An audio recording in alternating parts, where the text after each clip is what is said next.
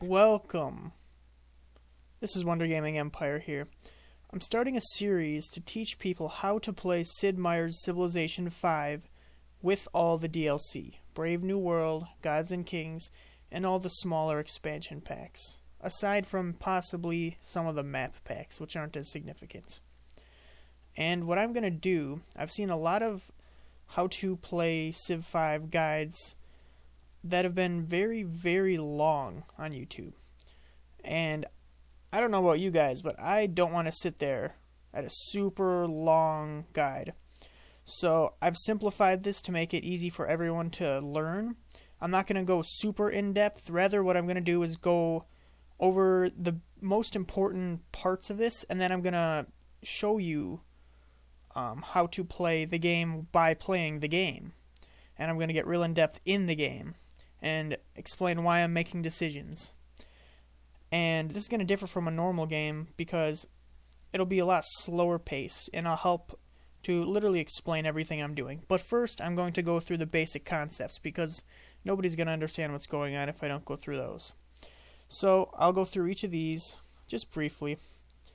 Now, Civilization V, what you do is you start in the Stone Age, and you gain technology over time and reach the Space Age, and you win in a variety of ways. And you compete against other empires, basically by expanding through cities. You get money, you make allies, enemies. It's like real history, but it's very simplified. So, game concepts, there's a whole bunch. But basically what you need to know is you need to found a bunch of cities, well, depending on which civ you play as, and civ means civilization for short. You need to found cities, you need to build units, whether they be military units, workers, work boats, trading units, whatever would really work, in theory, to expand your influence as a country. So you build cities, you combat with other cities, with units, you fight other players in a variety of ways, not all of them physical. There's different terrains. Here, let me see if this... Okay, it's not going to show it. But anyways, there's all kinds of different terrains that have different penalties, bonuses for walking, putting your units past when walking over them, or if it's like water, if they sail over them. And they will impact which resources can be there, which countries can be founded there. Like you're in the beginning of each game, you're randomly placed across the map depending on some basic biases, and that's going to determine where you start. Like England is a coastal civilization, so they will start most likely near ocean. So what we're going to do from there, we're going to take that into consideration because there's going to be certain resources near the sea, fish, whales, and you're going to build naval units, and you're going to have a naval civilization. Now, terrain, you're going to have to plan very early on how you're going to interact with your environment based on that terrain. So that's why it's important. So now, improvements, there's all kinds of things. There's farms, mines, quarries, roads, everything you can imagine. That's pretty simple, and I don't need to go into that. But those are what give you increased yield, because all tiles have a yield. You gain something from all tiles, except for desert and mountain. But you can gain from those in other ways. So you're going to want to improve those by building farms and mines and quarries and such on different tiles. Even forests can be turned into lumber mills or cut down. You can modify your terrain with workers. Food and city growth. Food resources, bonus resources, and a lot of luxury resources will grant you food, which basically is used to expand because your cities grow off of them. And cities have a number next to their name, which basically indicates how big the city is. This will mean a bigger city is going to have a more powerful civilization. And you're going to need food from all kinds of sources in order to expand and make bigger cities and expand your borders more specifically. And technology, there's all technologies you can imagine from the Stone Age to the Space Age, very straightforward. But when you unlock new technologies, you unlock new abilities, whether it be improving tiles, building new units, buildings, wonders, everything. Culture is very important. Basically, different buildings and different little attributes give you culture. Culture unlocks social policies, which indicate progress and cultural differences in real life. Like there's different trees and like branches that you go through, which will be explained, you'll see shortly. And those branches will be giving you different policies based on tradition, liberty, piety, aesthetics. There's all kinds of different things that'll indicate what your culture is all about, and those will be shown. And diplomacy, obviously that's very straightforward. The things you can do with other countries: declare war, trade, demand, denounce, everything. Happiness is very, very tricky because you gain happiness from having luxury resources, from building certain buildings, but happiness diminishes throughout the game as your population expands. There's more people, then there's going to be more unhappiness.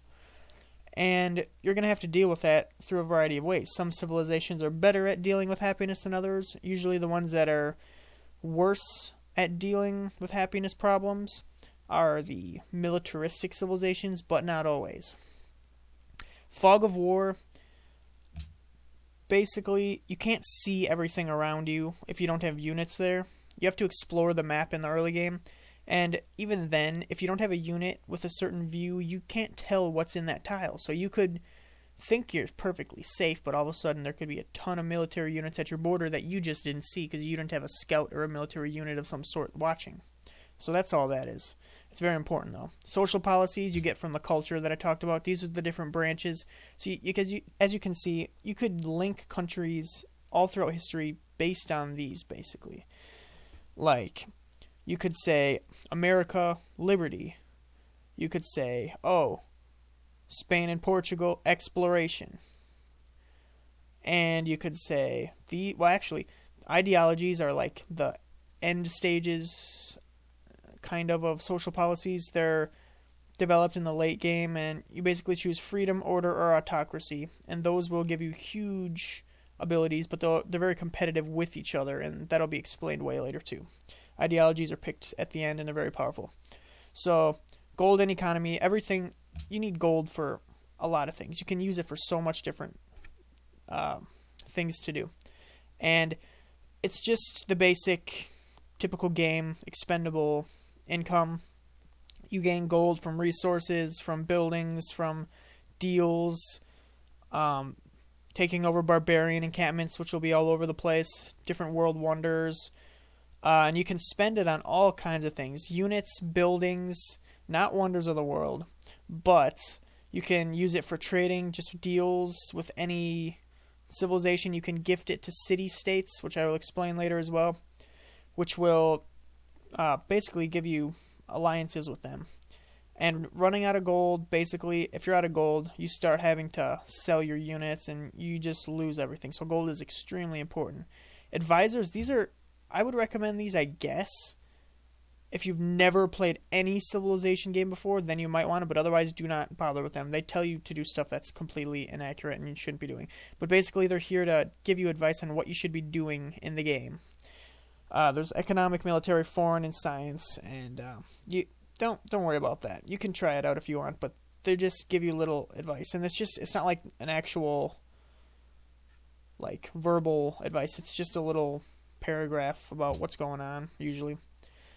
Now, there's all kinds of great people and specialists. Specialists are basically used in cities to generate great people. The great people of the game, there's all kinds. Basically, artist, writer, musician, engineer, merchant, scientist, admiral, and general are the main ones. And there's a prophet. And they all have different uses. They can have different abilities and all kinds of great stuff, which I'll show you them in the game. They're just strong for their field, and they're just born over time. And you gain great people points from getting certain buildings and wonders in your cities, and that's how they're generated. So if you want to focus culturally, get a lot of artists, writers, musicians. and engineers are usually used to build wonders really fast, or manufactories. There's all kinds of ways you can use these units. They're just rare and they're very, very good, so you're going to want as many as you can get. And they can do all kinds of different things. Now back to city-states. City-states are like miniature civilizations. They can only have one city, and they're relatively weak, but they work differently because you can give them gold and complete missions for them, and they will become your ally, which means you get to have all their resources, and you get to control who they go to war with. You can control all kinds of different things. You can choose if you want to protect them, and you get bonuses from them. There's cultured, maritime, mercantile, militaristic, and religious city-states. Religious city-states give you faith. Militaristic give you units. Mercantile give you happiness, maritime, food, and cultured culture. And they give you all the resources as well, but they give specific bonuses based on which city-state it is, and they're all based off real cities in real life.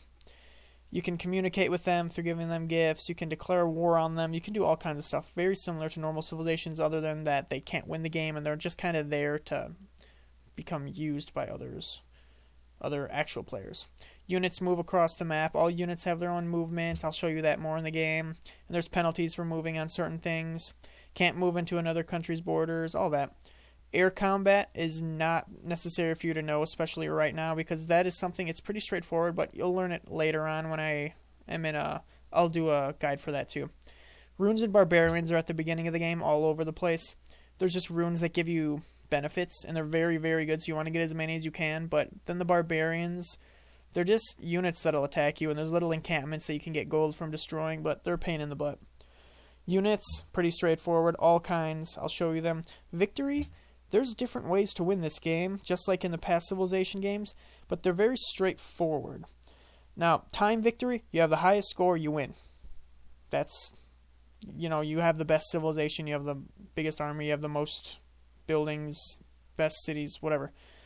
There's a science victory, which basically you build the spaceship at the end. Basically, if you have a huge science lead and you can build the right parts, you can build a spaceship and fly off and win. Fly off to space, to another planet, I think it's supposed to be. Cultural victory was different in the original Civilization 5, but they changed it for Brave New World.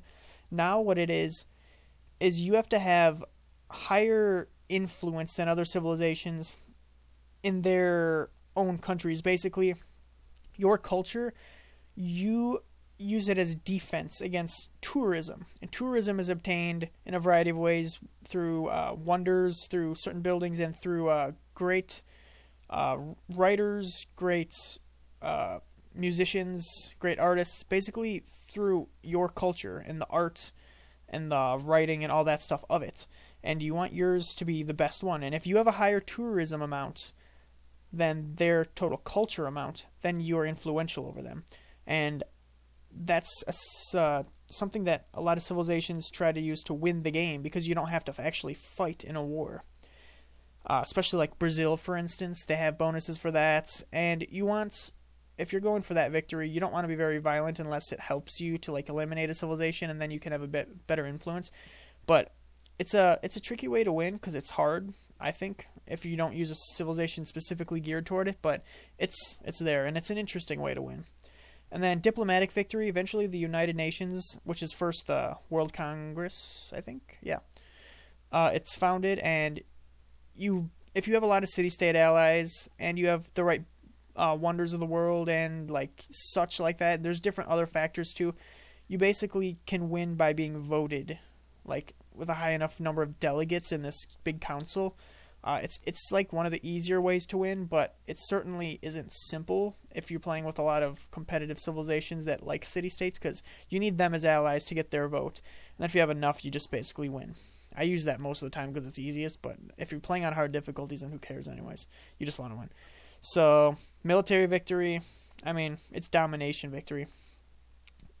You take out every civilization's capital, other than, yours, which you already have. You don't need the city-states either. You don't need to take any other cities, just the capitals, and then you win. And that's the most fun for most people, because, war's fun anyways.